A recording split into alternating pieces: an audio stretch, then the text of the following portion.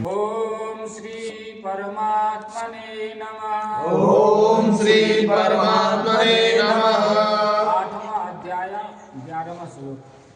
यदक्षरं वेदविदो वदन्ति यदक्षरं वेदविदो वदन्ति विशन्ति यद्यतयो वीतरागा विशन्ति यद्यतयो वीतरागा यदीक्षन्तो ब्रह्मचर्यं चरन्ति यदीक्षन्तो ब्रह्मचर्यं चरन्ति तत्ते पदं संग्रहेण प्रवक्ष्ये तत्ते पदं संग्रहेण प्रवक्ष्ये।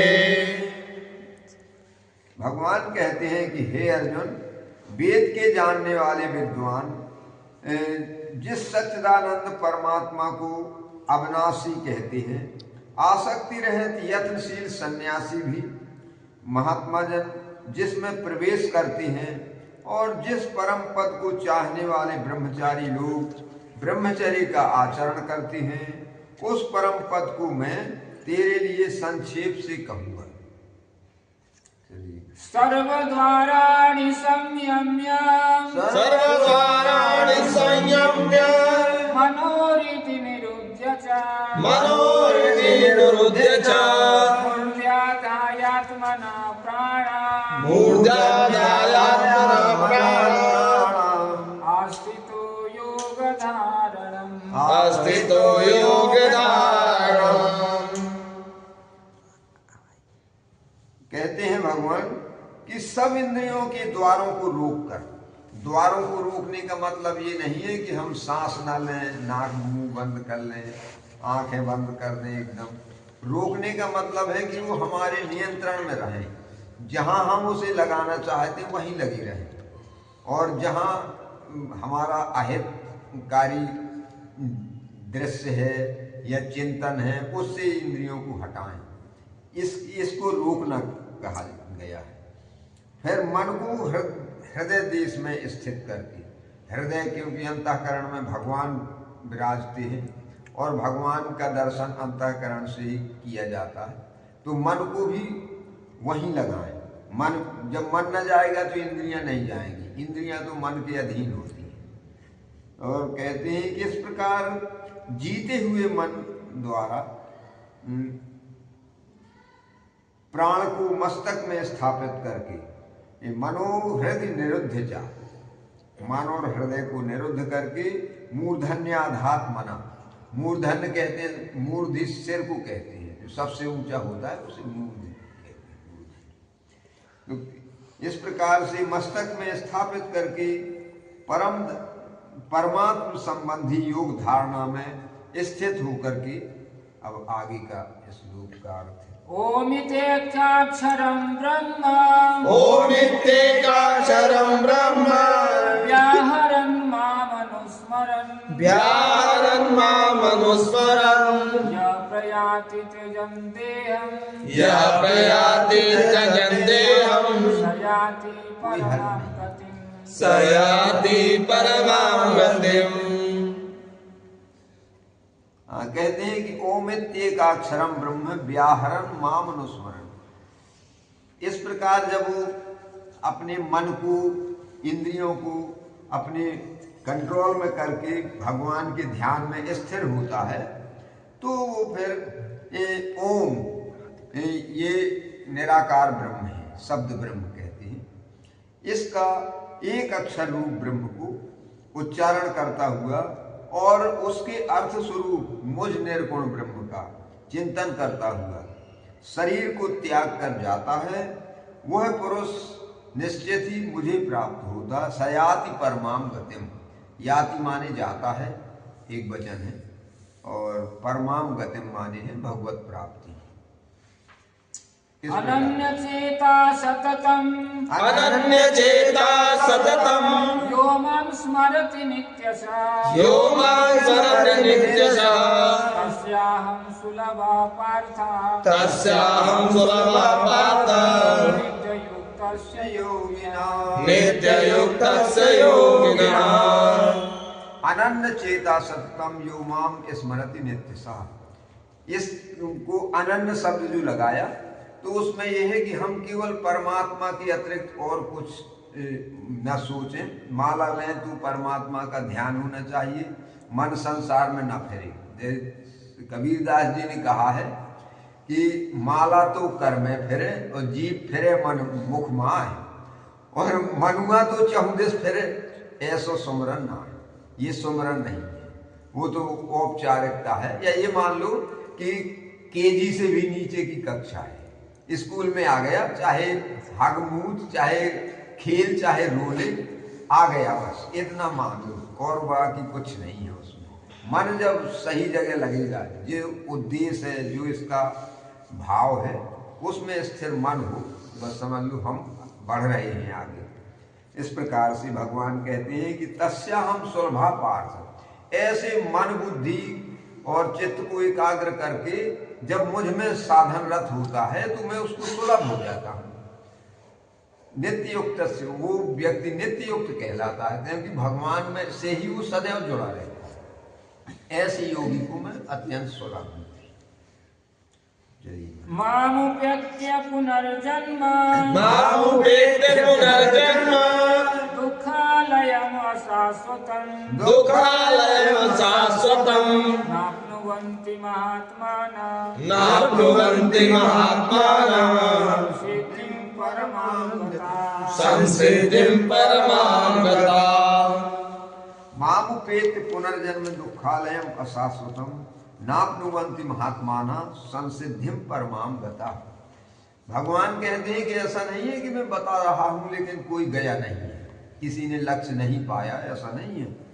मामुपेत, जो मेरी उपासना करता है, तो पुनर्जन्म रूपी जो दुखालय है, जिसमें संसार में जीव सदा दुख पाता ही रहता है और यही डूबता उतराता मरता पैदा होता रहता है, तो कहते हैं कि नाप्नुवन्ति महात्माना, जो महात्मा मुझे अर्पण कर दिया है मन को, मामुपेत, मेरी उपासना में लग गया है, तो संसिद्धिम परमाम गता, ऐसे संत जो है बहुत से मेरे धाम को गए हैं।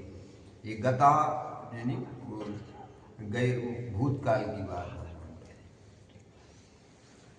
आ ब्रह्म भुवनान् लोकान् आ ब्रह्म भुवनान् लोकान् पुनरावर्तिनोऽर्जुन पुनरावर्तिनोऽर्जुन मामुपेत्य तु कौन्तेय मामुपेत्य तु कौन्तेय पुनर्जन्म न विद्यते पुनर्जन्म न विद्यते। ये बड़ा सारगर्भित श्लोक है, इसको ध्यान देने की जरूरत है।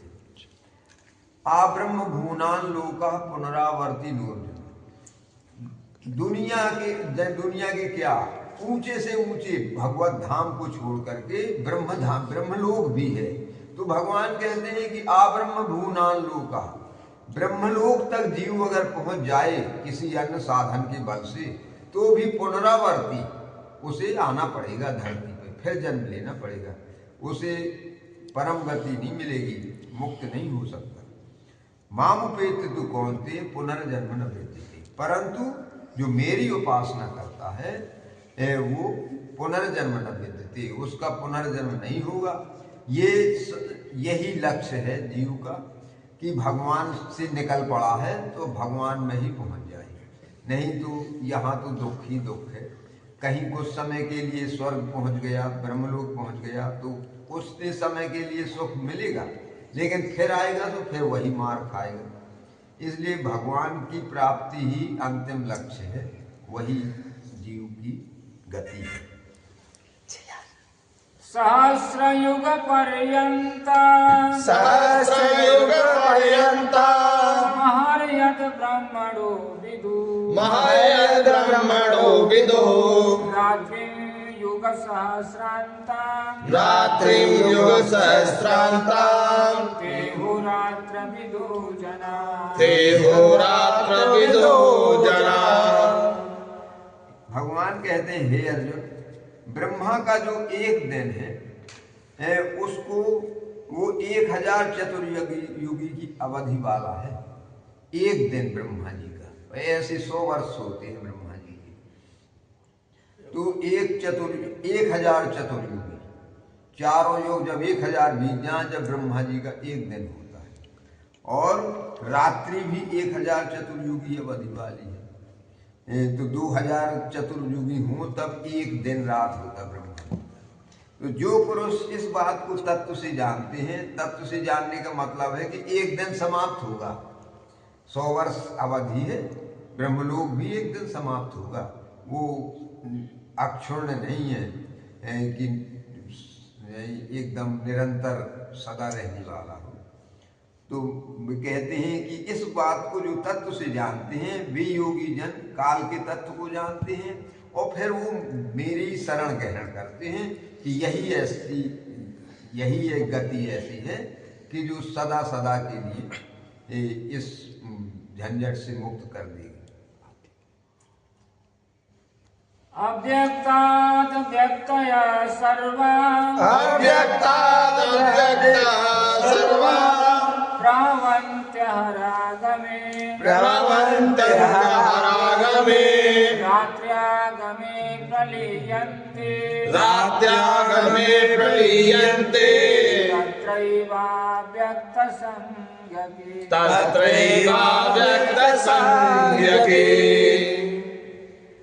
इसलिए यह भी जानते हैं वे लोग कि संपूर्ण चराचर भूतगण माने हैं प्राणी, भूत भी भूत न मानना जिनसे डरते हैं लोग, हम भी भूत हैं। भूत माने हैं जीव, आत्मा, शरीर ना हो लेकिन आत्मा तो सदैव रहता है, उसे भूत प्राणी कहते हैं। तो कहते हैं भगवान कि चराचर भूतगण ब्रह्मा जी के दिन के प्रवेश काल में अव्यक्त से अर्थात ब्रह्मा जी के सूक्ष्म शरीर से प्रकट होकर के व्यक्त हो जाते हैं, दिखाई देने लगते हैं। अव्यक्त माने हैं जो दिखाई ना दे, रहे लेकिन दिखाई ना दे, वो अव्यक्त है। और जो व्यक्त है वो है भी और दिखाई भी देता है। जैसे हमारा शरीर सेहत है, हम तो दिखाई दे रहे, और जब चले जाएंगे तो अव्यक्त हो जाएंगे, शरीर चला जाएगा लेकिन हम रहेंगे, विभू हो जाएंगे। हाँ, तो कहते हैं इस प्रकार से उत्पन्न होते हैं। और फिर ब्रह्मा जी की जब रात्रि आती है तो रात्रि काल में ब्रह्मा जी में फिर जीव प्रवेश कर जाते हैं, तो अव्यक्त नामक ब्रह्मा के सूक्ष्म शरीर में ही लीन हो जाते हैं। वे जानी योग निद्रा में पहुंच जाते हैं। फिर जब ब्रह्मा जी सोचते हैं तो फिर अपने बाड़े से बाहर कर देते हैं, बस फिर खेलने कूदने लगते हैं। भूतग्राम स एवायम् भूतग्राम स एवायम् भूत्वा भूत्वा प्रलीयते भूत्वा भूत्वा प्रलीयते रात्र्यागमे वस पार्थ रात्र्यागमे वस पार्थ प्रवत्यहरागमे प्रवत्यहरागमे। भगवान कहते हैं कि हे पार्थ, वही यह भूत समुदाय उत्पन्न होकर प्रकृति के बस में हुआ रात्रि के प्रवेश काल में लीन होता है और दिन के प्रवेश काल में फिर उत्पन्न हो जाता है। परस्तस्मात्तु भावोऽन्यो परस्तस्मात् भावोऽन्यो व्यक्तो व्यक्तात् सनातनः व्यक्तो व्यक्तात् सनातनः यस्य सर्वेषु भूतेषु यः स सर्वेषु भूतेषु नश्यत्सु च विनश्यति नश्यत्सु न विनश्यति। भगवान कहते हैं कि उस अव्यक्त से भी अति परे दूसरा अर्थात विलक्षण जो सनातन अव्यक्त भाव है, वह है परम दिव्य पुरुष, सब भूतों की नष्ट होने पर भी नष्ट नहीं होता। यानी इधर पर्दा में बात भगवान करते हैं कि वह परम पुरुष, और बाद में कहेंगे कि वो मैं वही परम पुरुष हूँ। वो जब जैसी समय समय पर भगवान बोलते हैं। बोलिए पार्थ शास्त्री भगवान की जय, और मुकुट बंसी वाले की जय।